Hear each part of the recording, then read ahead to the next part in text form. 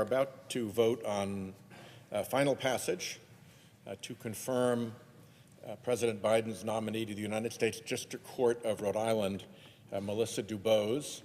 And I would like to say a few words about her. My senior Senator, Jack Reed, will be following me shortly.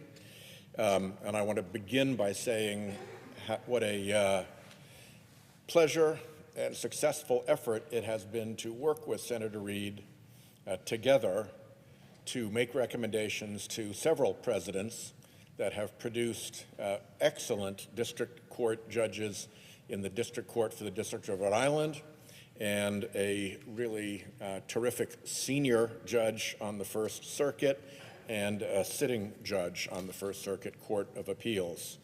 I think our nominations have proven themselves very well in the field after the nominations came and were sworn in and joined the bench. Melissa DuBose, I'm confident, will join that roster of very successful Reed-Whitehouse recommendations. She has a few characteristics that I'd like to mention. One, she worked as a prosecutor in the Rhode Island Department of Attorney General, where I used to work, and where I used to actually work as Attorney General for a bit. And she did very busy, active service there on the criminal prosecution side, and was very well regarded by her peers. She spent nearly 10 years as a corporate in-house counsel at a Fortune 500 company, Schneider Electric, and learned the law from that side. And then she served on the Rhode Island District Court, which is a very fast-paced, busy court where your judgment is constantly called on, and she has shown herself to be a very patient and well-regarded judge, having presided over maybe 250 or 300 cases that have either gone to trial or verdict. She's a graduate of Rhode Island's own Providence College. She was a history teacher in Providence schools for 11 years before she embarked on her legal career. She was educated at the Roger Williams University School of Law, which not only graduated her, but thought so highly of her that they have invited her back to sit on the board of the law school. I don't know how many of my colleagues here who are lawyers have been invited to sit on the board of their law school, but the law school thought highly enough of Judge DuBose that they asked her to do that. I'd add that the perhaps most prestigious board in the state of Rhode Island is the board of the Rhode Island Foundation, a huge charitable organization devoted to the well-being and welfare of the Rhode Island community. And Rhode Island's community leaders invited her to be on the board of that as well. So this is a person, a lifelong Rhode Islander, who is exceedingly well regarded in our community. And I'll close before I yield to Senator Reed by pointing out that the members of the district court could not be more excited about having her join the Rhode Island United States District Court.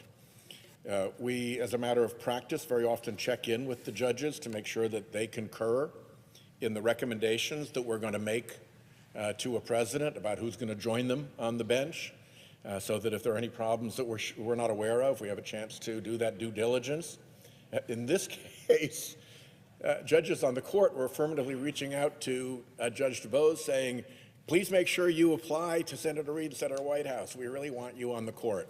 So this is a very special woman, a very accomplished lawyer, an experienced and proven judge, and I look forward to a strong bipartisan vote for her.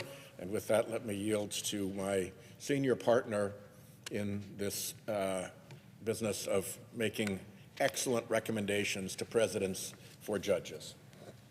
Oh, thank you very much, Senator Whitehouse. Mr. President, I rise today in strong support of Melissa R. DuBose to be a judge of the United States District Court for the District of Rhode Island. And let me thank my colleague on the Judiciary Committee for advancing her nomination on a bipartisan vote last week, and to particularly thank Senator Whitehouse for his leadership, not just in this situation, but so many times on the Judiciary Committee and in the Senate. And like Senator Whitehouse, I look forward to a few minutes for confirmation as a district judge. Judge DuBose currently serves with distinction at the state level as an associate judge in the Rhode Island District Court, and she's proven to be an exceptional jurist with a sterling track record. As a judge, she is known for ensuring trials in her courtroom are fair and efficient. She is someone that not only knows the law, but understands that her task as a judge is to seek justice. And she will fill the seat being vacated by Judge William E. Smith, who will be taking senior status. Judge Smith is a model of professionalism and integrity, and he, along with the Rhode Island's other judges on the Federal District Court, as Senator Whitehouse noted, are enthusiastic about the nomination of Judge DuBose. Indeed, they wrote, and I quote, "Melissa is an outstanding choice to join the federal bench. She is supremely qualified. Her ethics are impeccable, and her temperament is judicious." That's high praise indeed from a diverse and exceptionally good group of judges. And I share their confidence in Judge DuBose. She will continue Rhode Island's long and proud tradition of outstanding district court judges, and she will make history in her own right, becoming the first woman of color and the first openly LGBTQ person to serve on the U.S. District Court for the District of Rhode Island. Judge DuBose was born and raised in Providence, not far from where the U.S. District Court is located. She earned both her undergraduate degree and teaching certificate from Providence College. Providence College is a remarkable school. The Dominicans run a tight ship, and they ensure that their students are particularly well prepared. She worked for 11 years, as Senator Whitehouse said, as a school teacher in the Providence public school system, shaping and inspiring young minds. And I can't think of a better preparation for presiding over a court than running a classroom in a city like Providence or any other big city. So she has those skills that are necessary, both temperamental and intellectual. And her desire to make her community safer, to give more back, to give her young people that she taught a better chance, inspired her to study law. So while teaching full-time, she attended Roger Williams University School of Law and won her JD. And then upon graduation, she worked for the state of Rhode Island, the Attorney General's office. She started in the juvenile division, and then she rose to the ranks and took on new assignments, including criminal arraignments and violation hearings. And after serving in the public sector for several years, she worked as a corporate counsel for Schneider Electric, as Senator Whitehouse pointed out, a Fortune Global 500 company covering compliance, ethics, and trade.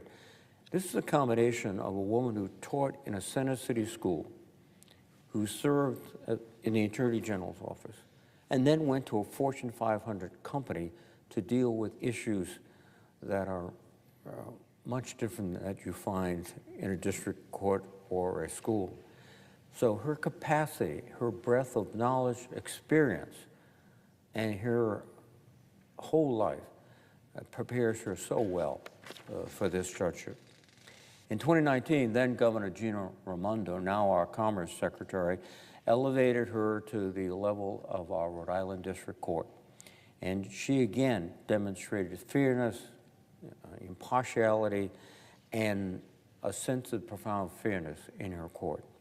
And then, having served as an attorney and a judge in the AG's office, in private sector, she has handled both criminal and civil cases in Rhode Island's courts, trade cases that span continents, literally. And she is more than ready for elevation to the federal bench. Now, her resume is impressive, and she has received support all across the board, from judges in Rhode Island, from public defenders, from prosecutors, and from state and local law enforcement officials.